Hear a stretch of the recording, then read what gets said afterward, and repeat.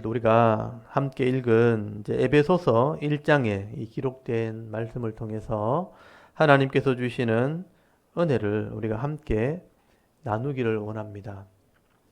오늘부터는 이제 바울이 로마 감옥에서 갇혀 있는 동안 기록했던 이 옥중서신이라고 하는 네 권의 성경을 이제 하나씩 살펴보도록 하겠습니다. 바울이 썼던 옥중서신은 네 권이 있는데요. 이름은 이제 기억을 하면 좋겠습니다. 제일 먼저 나오는 게 에베소서고요. 그 다음에 살펴볼 게 골로새서, 그 다음에 빌레몬서, 빌립보서를 먼저 보겠습니다. 빌립보서, 그 다음에 빌레몬서 네 권의 성경이 있습니다. 바울이 로마에 옥에 갇혀 있는 동안 썼다고 해서 이 성경을 옥중서신이라 그럽니다. 그래서 순서를 이제 이렇게 정하는 이유는 내용이 이제 다르기 때문에 에베소서와 골로새서는 같은 주제를 가지고 있어요. 그래서 에베소서, 골로새서를 먼저 읽고 그 다음에 빌립보서를 읽고 그 다음에 빌레몬서는 다음 성경과 연결이 되어 있어요. 그래서 빌레몬서를 제일 마지막에 그렇게 살펴보도록 하겠습니다. 제일 먼저 살펴볼 성경이 바로 에베소서라는 성경입니다. 여러분, 에베소서의 핵심 내용, 핵심 주제는 교회론이라는 겁니다. 교회가 무엇인가 하는 것을 기록한 겁니다. 이런 이제 성경에서 주제를 이렇게 발견해내는 게 쉽지는 않습니다. 근데 성경을 전체를 많이 읽어보면 이런 주제가 드러나게 됩니다. 바울이 로마 감옥에 갇혀 있는 동안, 감옥에 갇혀 있으니까 어딜 가지를 못하잖아요. 그래서 계속 생각을 하고 묵상을 하는 중에 하나님의 구원 계획에 대한 것을 깨닫게 됩니다.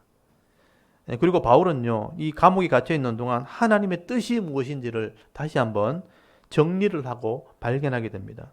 그래서 바울은 이 감옥 속에서 주신 이런 하나님의 은혜와 자신이 깨닫게 한 이런 진리를 하나씩 정리를 하게 돼요. 그러면서 이제 편지를 쓰게 됩니다. 그리고 예전에 가졌던 생각과 바울 선교 초기에 생각했던 그런 계획들이 이제 변화되어지는 것들을 경험하게 되는 것입니다. 이런 바울이 처음 로마로 가기 전에 지금 아시아에서나 유럽에서 복음을 전할 때 자신이 사명이 복음 전하는 것이잖아요. 그래서 바울이 어떤 꿈을 꿨냐면 세상의 그 당시의 중심이라고 하는 로마에 가가지고 복음을 전하고 난 뒤에는 제일 끝쪽에 있는 스바나, 스페인까지 가서 내가 복음을 전해야 되겠다 하는 그런 사명을 가졌습니다. 그래서 여러분 예전에 우리 성경을 들어보셨을 거예요. 로마서 15장 28절에 보면 예루살렘 교회를 돕는 연보를 전달하고 난 뒤에는 로마에 갔다가 내가 스바나, 스페인까지 가서 복음을 전하리라 하는 계획을 세웠다고 성경에 기록을 해놨습니다. 들었던 거 기억나시죠? 바울이 예루살렘 교회 돕는 연보를 거두는 일을 다 하고 난 뒤에 내가 로마를 지나 스바나에 갈 것이다. 스페인 갈 것이다. 이게 바울의 계획이었다는 거죠. 근데 바울이 로마의 감옥에 딱 가는 동안에 거기서 묵상하는 동안에 이런 계획이 이제 변화가 일어나게 되는 겁니다.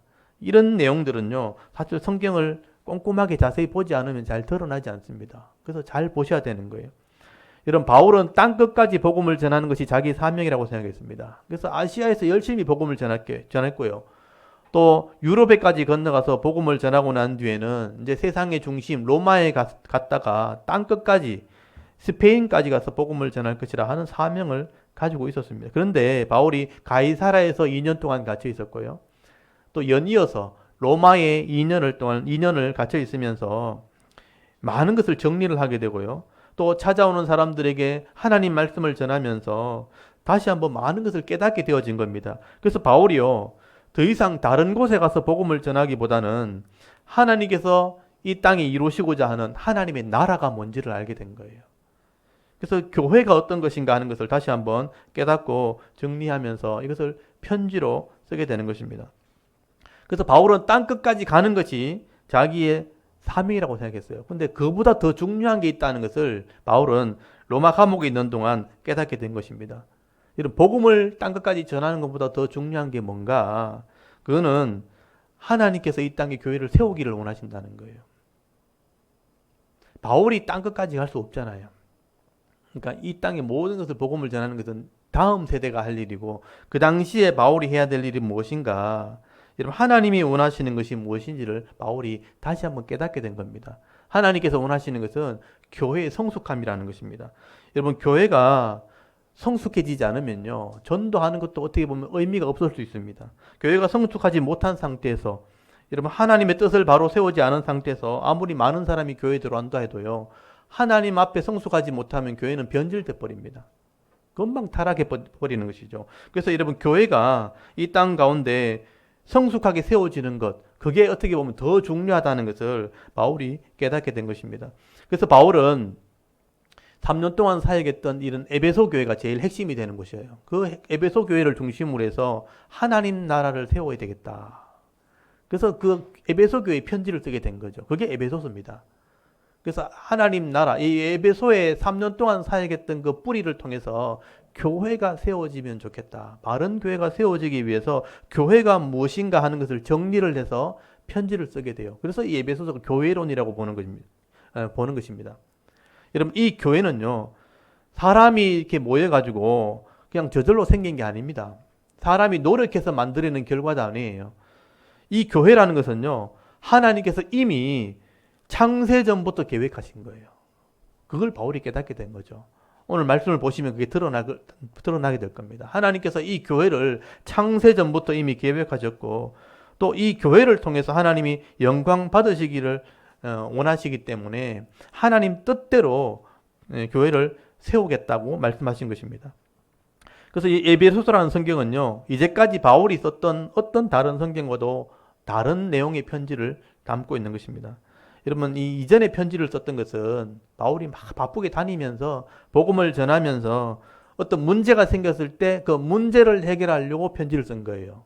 바울이 처음에 썼던 데살로니가 전서, 그 다음에 갈라디아서 이런 것은요, 그 하나님 말씀을 가르쳤던 곳에 문제가 생겨가지고, 종말론에 문제가 생겨가지고 데살로니가 전후서를 쓴 것이고요. 또 갈라디아서는 신앙에 대한 문제, 이단들이 들어가지고 할례당이 들어가지고 구원에 대한 이 신앙이 행위로 변화되기 때문에 믿음으로 구원받는 것을 이제 가르치려고 갈라디아서를 쓰게 된 거예요. 그 다음에 쓴 고린도 전후서라도 마찬가지예요. 교회에 잘못된 신앙이 이단들이 들어와서 교회를 어지럽히게 될 때 잘못된 것을 수정하려고, 고치려고 고린도 전서와 후서를 쓰게 된 것입니다. 근데 지금 이 쓰는 에베소서는 그런 성경과 내용이 다르죠. 어떤 특정 교회에 쓴 게 아니고 두고두고 모든 교회가 지켜야 될 교리와 같은, 진리와 같은 말씀을 기록한 거예요. 그래서 정리해서 신학적으로 바울이 기록한 책이 바로 에베소라는 성경입니다. 그래서 이 에베소서는요, 한 교회에서 준 게 아니고 모든 교회가 봐야 되기 때문에 초대교회 당시에 돌려서 보는 책, 그래서 회람문서라고 그래요. 회람문서. 이 에베소서와 골로새서라는 성경은 돌려서 교회들이 보아야 될 그런 책으로 기록을 하게 된 것입니다. 그래서 우리는 에베소라는 성경은요, 그냥 한 번 읽고 끝나는 책이 아니라는 거예요. 읽고 또 읽어서 이 말씀의 의미를 깨닫고 또 묵상해야 될 그런 말씀이라는 것입니다. 여러분, 그런 의미에서 이 에베소 말씀을요, 차근차근 우리 살펴볼 수 있기를 바랍니다. 먼저 우리 1절, 2절 말씀을 보시면요, 인사말이 먼저 구분이 되어 있죠. 1절, 2절은 편지이기 때문에 편지글에 인사말이 기록되어 있습니다. 예수의 사도된 바울이 에베소에 있는 성도들과 신실한 자들에게 편지한다라고 기록을 하고 있죠. 그리고 은혜와 평강이 있다. 은혜와 평강은 축복입니다. 복을 빌어주는 기도입니다. 이게 구약의 축도에서 나온 거예요. 하나님이 함께 하시고 은혜 베푸시고 평강 주시기를 원하노라. 민수기 6장에 나오는 하나님의 제사장의 축복 기도거든요. 그래서 이 은혜와 평강이라는 것은 복을 빌어주는 기도, 그래서 인사말에 포함이 된 것입니다. 특별히 여기 예수의 사도란 말이 보내심을 받은 사람 이런 뜻이거든요. 예수님께 보내심을 받은 이 내 일꾼 사도가 에베소에 있는 성도들에게, 그리고 신실한 자들 하는 표현 있죠. 신실한 자들, 피스티스, 그러니까 믿음 있는 사람. 구약의 표현대로 하면 에무나는 단어 기억나십니까?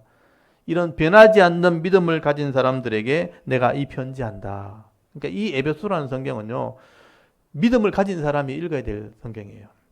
성도들도 들어야 되지만 그 중에 신실한 사람들이 읽을 수 있는 책이다. 성숙을 위한 책이다라고 말씀을 하게 되는 겁니다. 그리고 3절부터 본론이 나와요. 여러분, 3절부터 14절까지가 하늘에 속한 신령한 복에 대한 얘기입니다. 굉장히 중요한 얘기죠. 바울이 깨달은 겁니다. 교회와 성도들에게 주신 복인데 이게 뭐냐? 하늘에 속한 신령한 복이라. 이런 표현을 썼어요. 이런 표현도 바울이 썼는 표현이죠. 여기 신령하단 말이 나왔으니까 또 뭐 굉장한 신령한 게 있는가 보다. 신령이란 게 다른 말이 아니고 영혼에 대한 거예요. 하늘에 속한 건데 영혼에 주시는 복이다. 우리 영에 주시는 복이다. 이런 뜻입니다. 그래서 한마디로 표현하면 하늘에 속한 신령한 복이 뭐냐 하면요. 죄인을 구원하시는 하나님 구원 계획이에요. 죄인들을 구원하시길 원하시는 하나님의 구원 계획이 이미 준비되는 거예요. 그래서 이걸 하늘에 속한 신령한 복이라고 표현하고 있는 겁니다. 여러분 3절 한번 잘 보십시오. 찬송하리로다. 제일 먼저 나온 게 찬송이죠. 하나님 곧 우리 주 예수 그리스도의 아버지께서 그리스도 안에서 하늘에 속한 모든 신령한 복을 우리에게 주시되라고 말씀을 합니다. 이건 바울이 깨달은 것을 기록한 거예요. 하늘에 속한 신령한 복을 하나님 주셨는데 이게 놀라운 구원의 은혜라는 것입니다. 이 바울은 초기 사역에는요 이런 글을 쓸 수가 없었어요. 이것까지 정리가 안 돼 있었고 깨닫지 못했던 거예요. 바울이 지금 로마 감옥에 있으면서 이것을 정리한 것입니다. 그래서 신앙이 더 성숙되어지고 또 신학적인 것까지 정리가 되어졌을 때 이런 하나님의 놀라운 구원 계획 자체를 바울이 이해를 하게 된 겁니다.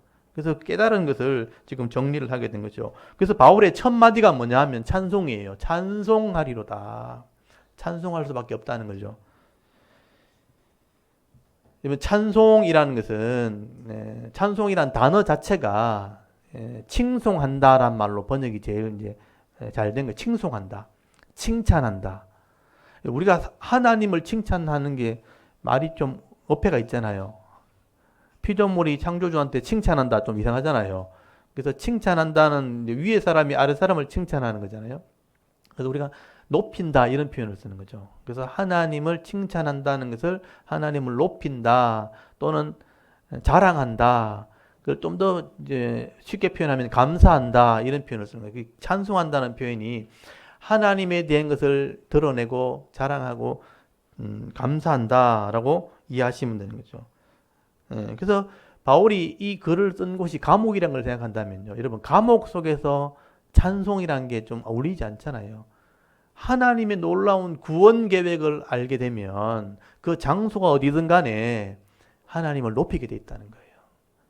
가정에서나 직장에서나 아니면 고난 속에서도 구원의 하나님, 나를 구원하시는 하나님의 계획을 깨닫게 되어지면 하나님을 높이게 된다. 찬송하게 된다라고 말씀을 하게 되는 것이죠.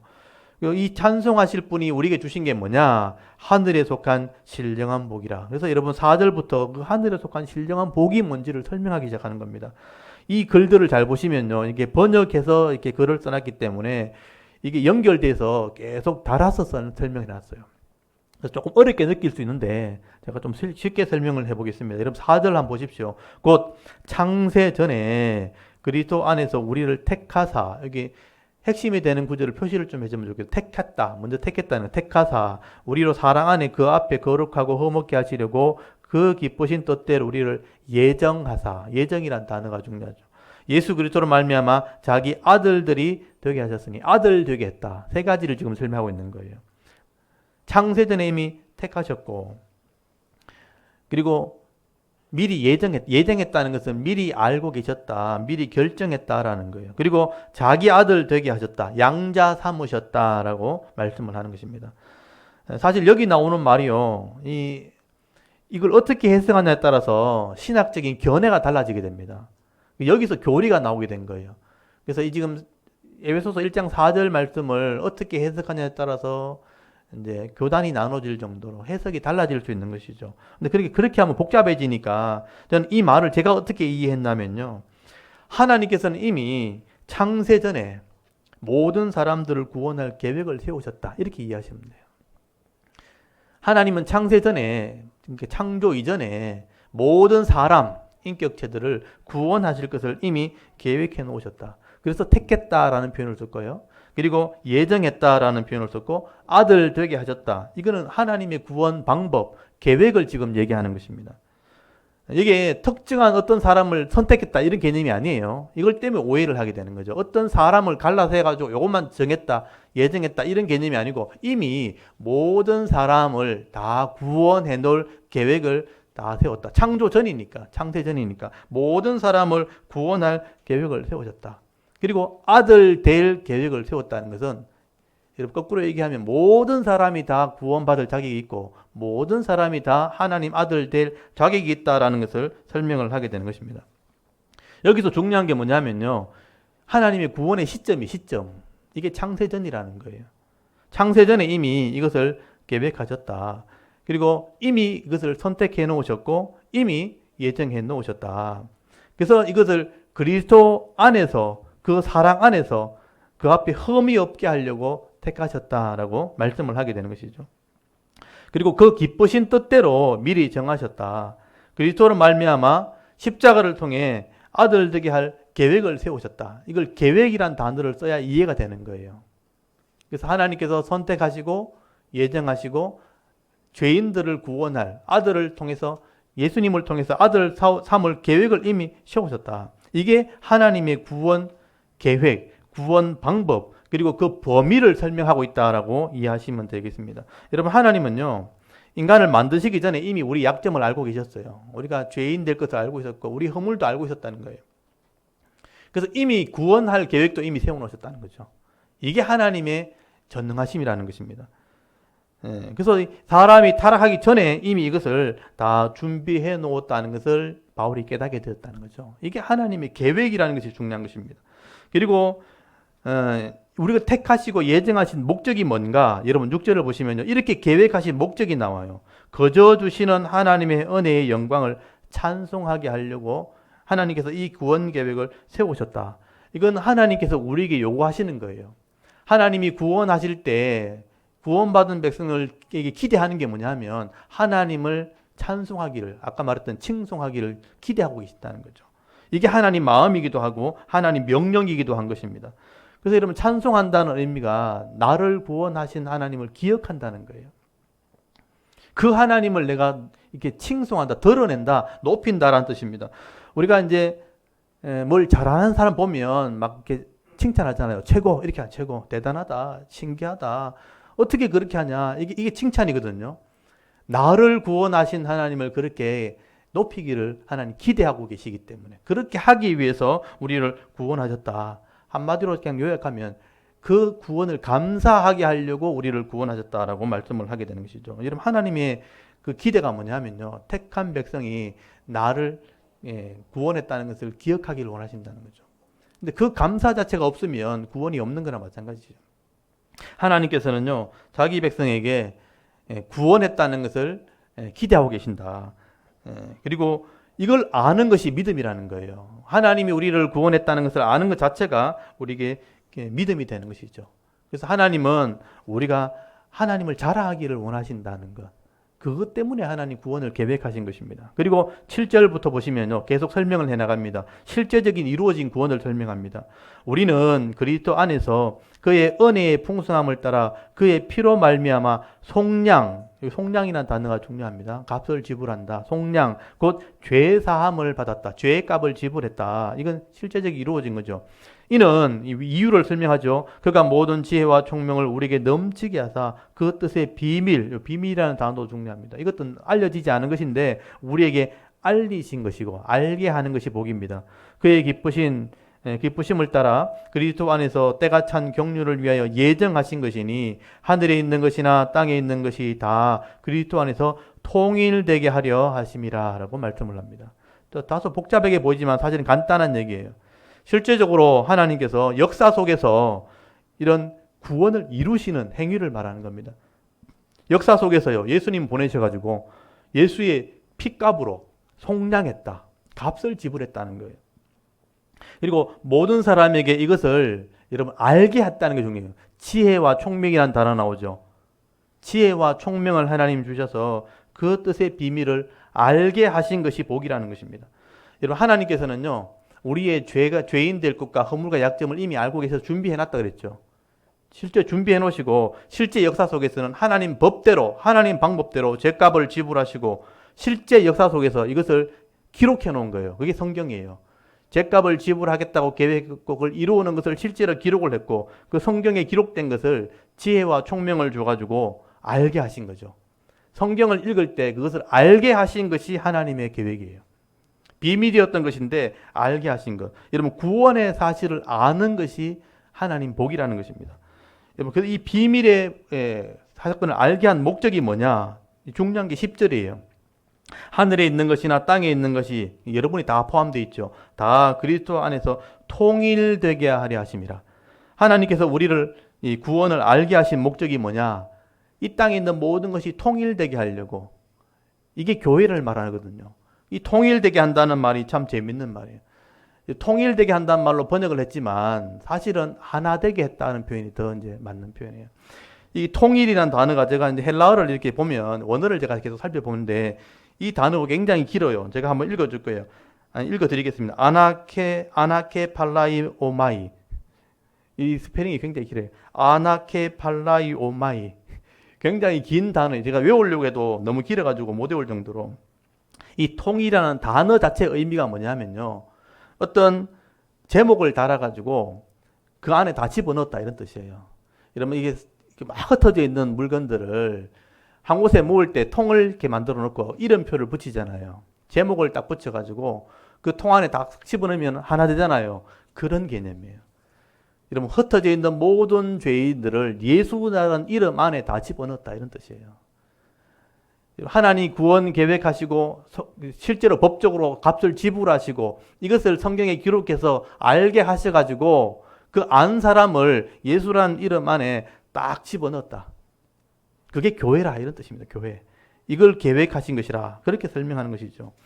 하나님께서는 우리의 죄값을 이미 다 하나님 방법대로 지불하신 거죠. 예수의 빚값으로 지불하시고 또 그것을 지혜와 총명을 주어서 알게 하시고 예수란 이름 안에 다 집어넣어서 교회를 만드신 거예요. 교회를 만들려고 그렇게 계획하셨다는 것이죠. 그래서 에클레시아, 구별되어서 모인 사람들의 모임 자체를 교회라 그러는 교회. 그래서 죄인들을 예수 이름 안에 다 집어넣기 위해서 그렇게 하신 이게 하나님의 구원 계획이라는 거죠. 그래서 여러분 11절 한번 보십시오. 모든 일을 그의 뜻의 결정대로 일하시는 이의 계획을 따라 우리가 예정을 입어 그 안에 기업이 되었으니 이게 계획된 것이라는 거죠. 하나님께서 이미 다 계획하시고 예정 미리 아셔가지고 이것을 결정해서 기업을 얻게 하셨다. 이게 하나님의 계획이고 하나님의 결정하신 것입니다. 이게 하나님의 복이라는 거예요.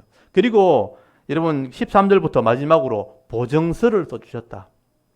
보증까지 해서 기업을 얻게 하신다는 겁니다. 여러분 13절에 보시면 그 안에서 너희로 진리의 말씀, 이건 성경을 말하는 거예요.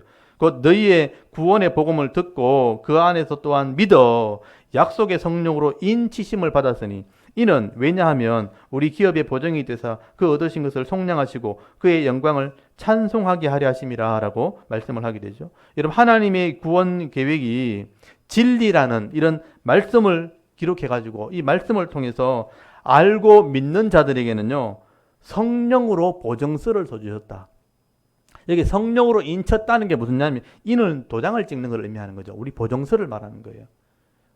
대신 이제 맡기는 거죠. 성령을 통해서 도장을 찍어서 보증을 시켜주심으로 진짜 하늘의 기업을 얻게 해주셨다라고 설명을 하고 있는 것입니다. 여러분 하나님이 영이니까 하나님과 동일한 거예요. 하나님의 영이 우리 마음속에 오셔가지고 내가 믿었다는 것을 보증을 써준다는 거예요.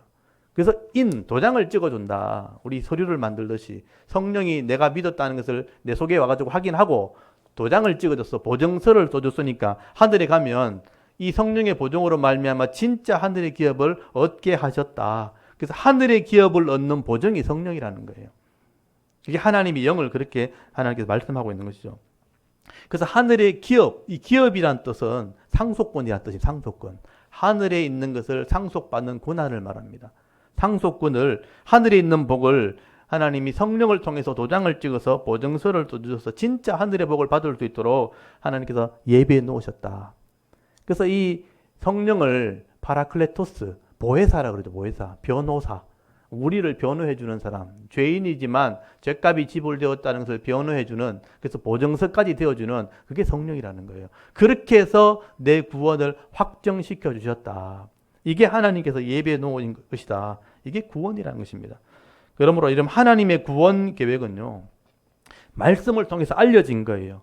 그래서 진리로 드러났고, 이 진리를 내가 믿게 되어지면 성령이 보증서가 되어주시고 하늘의 기업을 확실하게 얻게 하신다라고 말씀을 하는 것입니다. 그래서 이런 복잡하게 설명되어 있지만 사실은 간단한 것입니다. 하나님의 구원 계획을 바울이 깨닫게 된 것입니다. 바울은 이렇게, 하나님께서는 우리에게 이런 하늘의 복을 준비해 놓으셨다. 그래서 신령한 복이라, 영원에 주는 복이라라고 지금 설명을 하게 되는 것입니다. 제가 좀 다시 정리를 하면요, 이미 창세 전에 하나님께서는 죄인을 구원할 계획을 세우셨다는 거예요. 저는 이걸 이해했어요. 바울의 설명을 다 이해했고 제가 받아들였습니다. 이미 창세 전에 죄를 지을 것도 알고 있었고 구원할 방법도 이미 예매해 놓으신 거죠. 창세 전에 택하셨고 예정하셨고 또 예수님의 아들 되게 하실 것을 준비해 놓으셨다. 이게 하늘에 속한 복이에요. 그리고 실제 역사 속에 오셔서 죗값을 지불하시고요, 속량을 하시고 또 사람들에게 성경을 통해서 지혜와 총명을 줘가지고 이것을 알게 하신 거예요. 비밀인 것인데 알게 하신 것이죠. 그리고 이것을 알고 믿은 자들에게는요, 성령을 보내가지고 보증서를 또 주시고 도장을 찍어서 하늘의 기업을 확실하게 얻게 준비해 놓으셨다. 얻게 하셨다. 이게 하나님의 계획이다. 이것을 이해한 사람이라면 하나님 백성 될 수 있다. 그러니까 하나님이 준비해 놓은 복이다라고 설명하고 있는 겁니다. 제가 나름대로 설명을 했는데 이해되십니까? 이해가 되세요? 이것을 우리가 성경을 통해서 알아야 되는데 바울이 정리한 것을 통해서 다시 한번 이해를 하게 된 거예요. 굉장히 깊은 얘기를 하고 있는 것입니다. 지금 바울은요, 로마 감옥에 있는 동안 이런 하나님의 구원 계획을 말씀을 전하다가 다 정리를 한 거예요. 그리고 신학적으로도 정리를 한 것입니다. 그래서 이것을 사람들이 이해할 수 있도록 본인이 깨달은 것을 하나씩 기록을 하게 된 것이죠. 그래서 이걸 믿게 되어지면 하나님 자녀 된다는 거예요. 하늘의 기업을 얻게 된다라고 말씀을 하게 되는 것입니다. 그래서 바울은 이것을 하늘에 속한 신령한 복이라, 하나님이 주시는 영혼의 복이라라고 정리를 하게 된 것이죠. 오늘 저와 여러분도 여러분 이것을 이해하고 받아들이고 누리면 되는 거예요. 먼저 머릿속에서 이해가 돼야 돼요. 이걸 읽었을 때 머릿속에서 이것이 이해되어지고, 그리고 말씀을 통해서 확인돼야 돼요. 아, 이게 진짜구나. 그리고 역사 속에서 이게 실제 일어난 일인 것을 확인해야 돼요. 그래서 말씀과 역사를 통해서 이게 실제 일어난 일이고 이게 진리구나, 변하지 않는 사실이구나 하는 것을 확인하게 되어질 때 이걸 믿는 거예요. 이런 믿음을 가지게 되어질 때 여러분 하늘의 기업을 상속받게 되는 것이고, 덤으로 이 땅에 있는 동안도 하늘의 복을 받게 되는 겁니다. 이거는 기업의 복이, 땅의 기업이죠. 그래서 평화의 복이라든지 부족하지 않는 복을 받게 되는 겁니다. 그건 각자의 달란트대로 받는 거죠. 여러분 태어난 가정에서, 내 가진 직장에서 내게 주시는 각자의 달란트를 따라서 이 땅에 부족하지 않도록, 하나님 백성으로서의 부족하지 않는 복을 받도록 하나님께서 예배해 놓으신 것이죠. 이게 성도의 복이라는 것입니다. 중요한 것은요, 우리가 이 구원의 이 소식을 듣고 알고 믿어야 된다는 거죠. 믿어야 된다. 이것을 이해하고 믿으면 그게 바로 하나님 은혜죠. 이것을 이해되어진다면 그게 복입니다. 이해되어지고 받아들이게 된다면 그게 복이라. 그래서 여러분 이거는 하나님이 준비해 놓은 것이고 하나님이 알게 하신 것이고 하나님 믿게 하신 것인데, 이게 듣는 기회가 되어가지고 들었고 그것을 내가 이해를 했고 받아들였다면 그게 진짜 복입니다. 그래서 은혜라 그러는 거예요.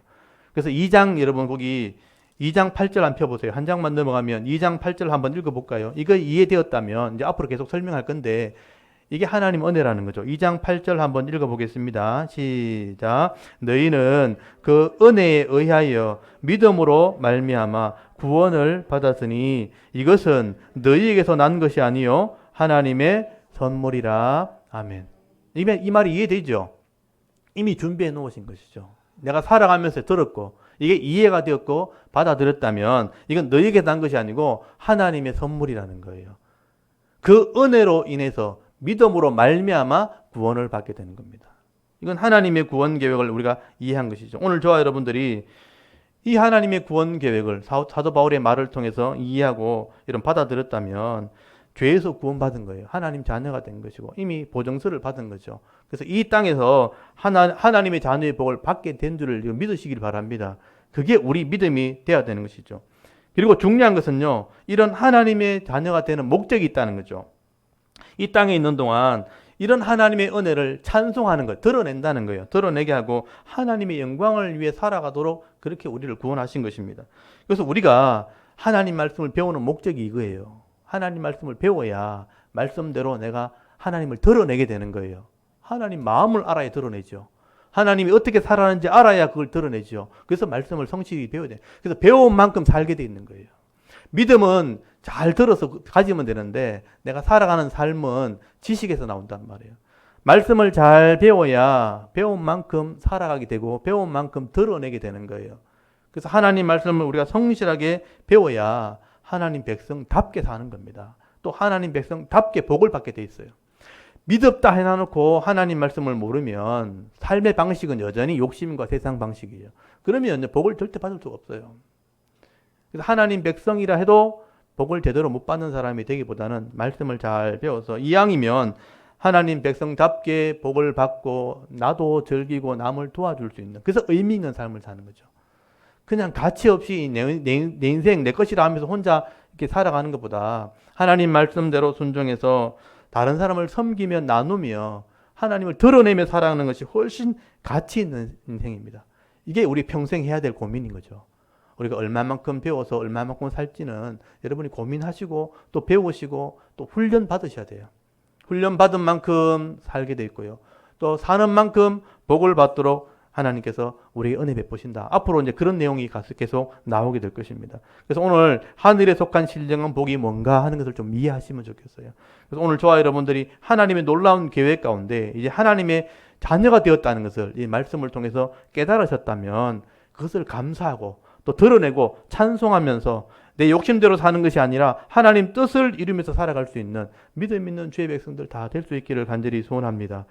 그리고 바울은요, 이런 성도를 위해서 기도하는 것이에요. 여러분 15절부터 보시면요, 1장 15절부터 19절까지가 이런 성도를 위한 바울의 기도입니다. 성숙을 위한 기도겠죠. 그래서 바울의 기도는요, 어떤 이 땅에서 잘 먹고 잘 사는 그런 것을 기도하는 게 아니고 성숙을 위한 기도예요. 성도가 이걸 더 깊이 알고 더 잘 알아서 하나님의 풍성하신 것을 잘 누렸으면 좋겠다. 이게 진짜 기도입니다. 성도의 기도를 들어보면 알잖아요. 자기 욕심을 위해서 하는 기도인지, 그냥 눈앞에 있는 거 요거 그냥 잘 되게 달라는 건지, 아니면 전체 하나님 나라의 복을 얻기를 원하는 건지. 이 바울의 기도는요, 속사람, 영혼을 위한 기도입니다. 성도를 위한. 그래서 이 기도를 통해서 이런 배우시기 바랍니다. 17절부터 한번 보십시오. 우리 주 예수 그리스도의 하나님 영광의 아버지께서 지혜와 계시의 영을 너희에게 주사 하나님을 알게 하시고, 여기 첫 번째 제목이에요. 너희 마음의 눈을 밝히사 그의 부르심의 소망이 무엇이며 성도 안에 그 기업의 풍성함이 무엇이며, 여기 두 번째고요. 그의 힘의 위력으로 역사하심을 따라 믿는 우리에게 베푸신 능력의 지극히 크심이 어떠한 것을 너희로 알게 하시기를 구하노라. 여기 알게 한다는 게 두 번 나오거든요. 크게는 하나님을 알게 하시고 밑에는 땅에 있는 것을 알게 하시고 두 가지가 나와요. 근데 두 가지를 나누면 세 가지가 되는데, 이런 바울이 제일 먼저 기도하는 게 뭐냐면 지혜와 계시의 영, 이게 성령이에요. 성령이 우리에게 부어주심으로 하나님을 알게 해달라. 이 알게 한다는 단어가 굉장히 중요한 거예요. 아는 게 힘이거든요. 기노스코라는 거. 성경에서 안다는 단어는요, 그냥 이게 지식적으로 안다는 게 의미가 아니에요. 그 체험적으로 전체를 안다는 개념이에요.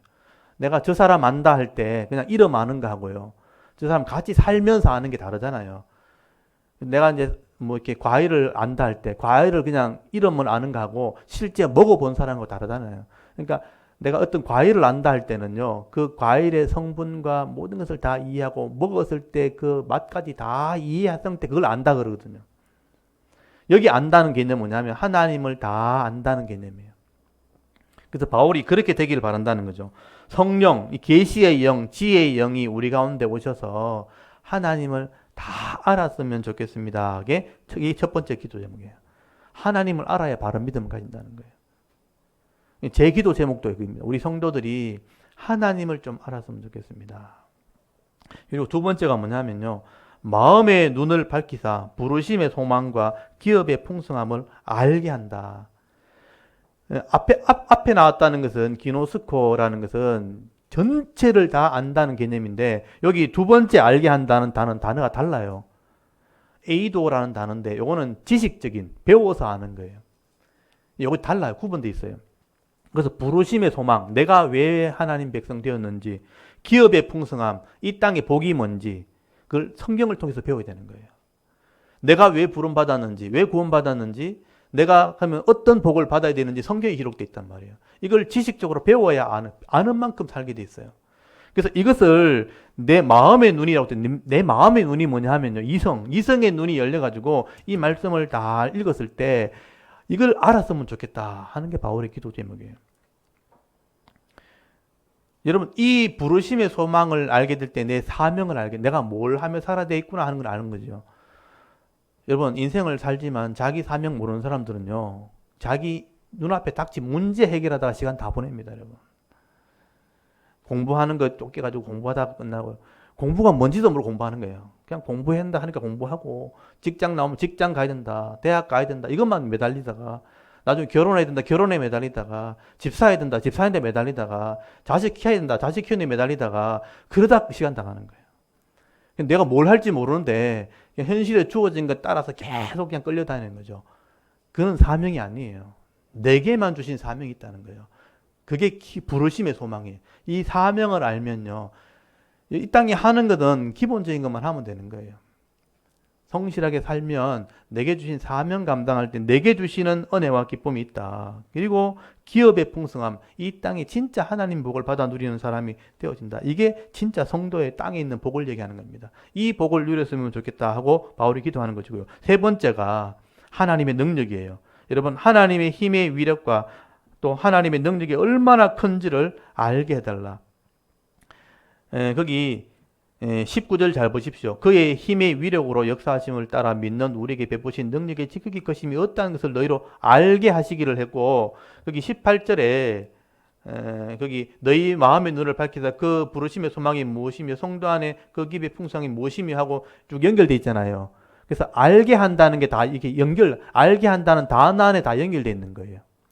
그래서 이제 이 알게 한다는 게 아까 부르심의 소망, 기업의 풍성함, 이게 나눠지고, 그 다음에 19절에 이것을 베푸는 하나님의 능력이 있다. 이것을 감당하는 능력이 있다는 것을 알게 해달라는 거예요. 이 하나님의 능력이 얼마나 큰지, 지극히 크심을 알게 해달라. 여러분, 내 사명 감당하는 것, 또 내게 주시는 문제 해결하는 것, 내 힘의 능력이 있는 게 아니란 뜻이에요. 하나님이 주시는 힘과 하나님이 주신 능력으로 이 땅에 있는 문제를 해결할 수 있다는 거죠. 그래서 하나님의 능력이 얼마나 큰지를 믿고 의지하라는 거예요. 여러분이 사명이 주어져도요, 여러분 할 일이 생겨도 여러분 능력으로 감당할 수 있는 게 아니란 뜻이에요. 하나님의 은혜가 있고 하나님의 능력이 임하면 충분히 감당할 수 있는데 그 능력을 하나님 구하는 삶을 살아야 되는 거죠. 그게 믿음이라는 것입니다. 근데 그렇게 사는 사람이 많지 않아요. 자기 혼자 해결하다가 시간 버둥버둥 거리면서 시간 보내는 거예요. 그러니까 시간도 길어지고 고통 속에 살게 되는 그런 인생이 되는 거죠. 하나님의 능력이 얼마나 큰지를 알고 그 하나님을 믿고 신뢰하게 되질 때 감당하지 못할 일이 없다는 것을 경험하라는 뜻입니다. 바울이 그런 성도가 되었으면 좋겠다라고 기도하는 것이죠. 여러분, 하나님의 능력으로 여러분 이 세상을 이길 수 있습니다. 하나님의 능력으로 내가 사명 감당할 수 있는 것입니다. 그것을 해내는 것이 교회고 성도라는 거예요. 그래서 그 믿음과 그 능력으로 이 땅에 사명 감당하는 성도가 되기를 원합니다. 이게 이 땅에서 복을 얘기하는 것입니다. 바울의 기도 제목은 지금 세 가지입니다. 그래서 거기 17절에 지혜와 계시의 영을 통해서 하나님을 먼저 알고 내가 왜 부름받았는지 기업의 풍성함이 뭔지를 성경을 통해서 배우고 그것이 하나님의 능력으로 이루어진다는 것을 알고 그것을 신뢰하면서 누리며 살아가는 성도가 되었으면 좋겠습니다. 라고 기도하고 있는 겁니다. 저는 이 기도대로 지금 살고 있는 거예요. 저는 이걸 이해했기 때문에. 그래서 저도 이걸 복을 받으면서 성도들이 이런 은혜를 누렸으면 좋겠다. 그러면요, 이 땅에 있는 것은 그렇게 중요한 문제가 아니에요. 제가 이렇게 쉽게 얘기하는 것 같지만 쉽게 얘기하는 게 아닙니다. 인생의 그 문제라는 게 뭐냐면요, 결국은 학생들은 공부하는 거, 취직하는 거, 대학 가는 거, 그냥 결혼하는 거, 그냥 자식 키우는 거잖아요. 그리고 이 땅에 있는 동안 많은 기업을 얻게 하는 거 그거잖아요. 그걸 하나님 방법대로 하느냐 세상 방법대로 하느냐 두 가지 차이겠습니다. 하나님 방법대로 하면 빼앗기지 않고 행복하게 할 수 있는데 세상 방법대로 하려고 그러면요 엄청난 고생을 해야 되고 고통을 겪어야 되고 다 잃어버리게 되는 결국은. 그러니까 어느 것이 진짜 믿음이고 어느 것이 복인지를 잘 구분할 줄 알아야 되는 거죠. 그래 다 시간이 지나고 나면 이제 볼 수 있는 눈이 생기거든요. 70, 80 넘어가면 그게 보인단 말이에요. 근데 그때 깨달으면 이미 늦은 거예요. 힘도 없고 주변에 어떤 도와주는 능력도 없고 아무것도 없고 기반도 없는 거예요. 그때가 되기 전에 미리 깨닫는 게 복이다. 그게 성도의 복이다라고 바울이 지금 설명하고 있고 그것을 위해서 지금 기도하고 있는 것입니다. 오늘 저와 여러분들도요. 그렇게 기도하시고요. 여러분 자녀들을 위해서 그렇게 기도할 수 있기를 바랍니다. 여러분 남편이나 여러분 아내가 그렇게 되기를 기도하셔야 됩니다. 저는 여러분이 알아듣든지 못 알아듣든지 저는 그렇게 기도합니다. 이 땅에 있는 기업의 복이 다 눈앞에 있는데 여러분이 못 누린 사람이 너무 많은 거예요. 그래서 여러분이 다 누렸으면 좋겠습니다. 하나님을 알고 부르심의 소망, 여러분이 왜 구원받았는지, 누릴 수 있는 복이 얼마나 많은지, 그게 하나님 능력으로 된다는 것을 알게 해달라고 제가 기도하고 있는데 깨달은 사람은 누리게 될 겁니다. 그래서 오늘 저와 여러분이 이런 기도하시면서 이런 하나님 나라 복을 받아 누릴 수 있는 믿음 있는 성도가 다 될 수 있기를 바랍니다. 그리고 여러분 중요한 게 또 있습니다. 예수 그리스도의 신분을 설명하게 되는데 여러분 20절부터 바울은 이 교회의 머리가 되시는 예수 그리스도를 설명하게 됩니다. 여러분 예수 그리스도가 교회의 이제 머리가 된다는 표현을 썼지만 사실은 이제 이게 위치를 말하는 거죠. 예수의 신분을 지금 설명하고 있는 것입니다. 그래서 예수님이 신분을 설명할 때 하나님께서 이 예수 그리스도에게 모든 권한을 위임했다는 표현을 하게 되는데 세상을 다스리고 교회를 다스리는 권세를 주었다고 설명합니다. 20절부터 보십시오. 그의 능력이 하나님의 능력이죠. 하나님의 능력이 그리스도 안에서 역사하사 죽은 자들 가운데 다시 살리시고 하늘에서 자기 오른편에 앉히사 예수의 위치를 지금 설명하고 있는 거예요. 하나님께서는 예수를 이 땅에 보내셔가지고요. 속죄하심을 사명 감당하게 하시고 부활하는 능력을 경험하게 하시고 우편 보좌에 그러니까 하나님의 우편 보좌에 앉히셨다. 원래 예수님의 위치는 하나님의 우편 보좌예요. 하나님의 영광을 가지고 계신 분이에요. 근데 그 죄인들을 위해서 사명을 감당하게 하신 것입니다. 그리고 21절부터 보시면요.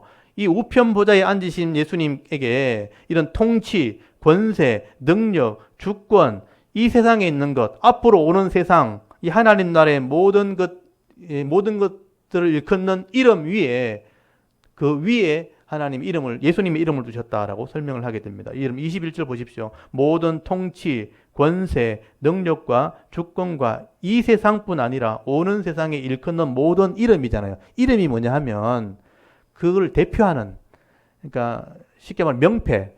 여러분 이렇게 회사에 가면 자리가 있잖아요. 자리에 명패가 다 있죠. 모든 세상에 이런 권세를 다 줬는데 이런 명패 위에 뛰어난 다른 이름을 줬는데 그게 뭐냐? 예수 이름이라는 거예요. 다스리는 권세를 말하는 것입니다. 예수님에게 이런 권세를 주신 이유는 마지막에 심판하는 권세가 있기 때문에 그래요.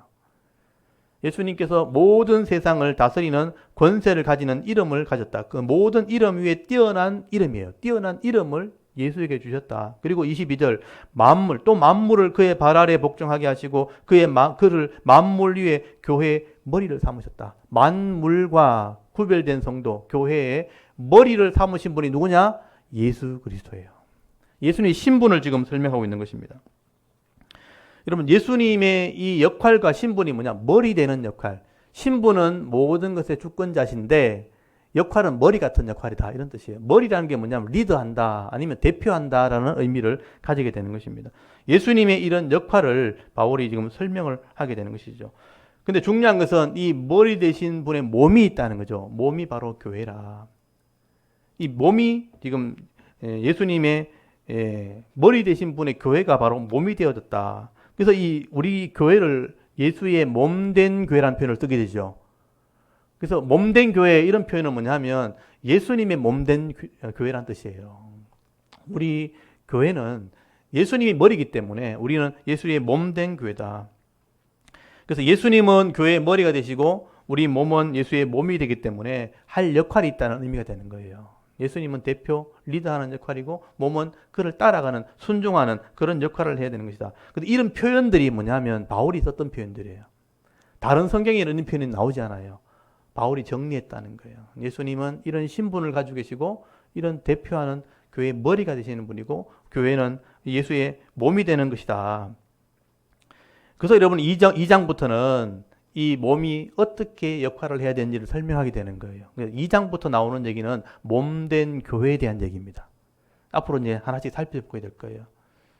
이 신분이 예수님이 이 모든 것을 가지고 계시는데 그 몸된 교회는 어떻게 존재하게 되었고 어떻게 역할을 감당해야 되는가, 어떤 존재로 이 땅을 살아야 되는지를 2장부터 하나씩 설명하게 되는 것입니다. 이것을 하나씩 정리하고 이제 깨닫게 되기를 바랍니다. 여러분, 바울은 이렇게 이 교회라는 것이 어떻게 생겼는지를 지금 설명하고 있는 겁니다. 교회는 인간의 노력으로 생긴 게 아니죠.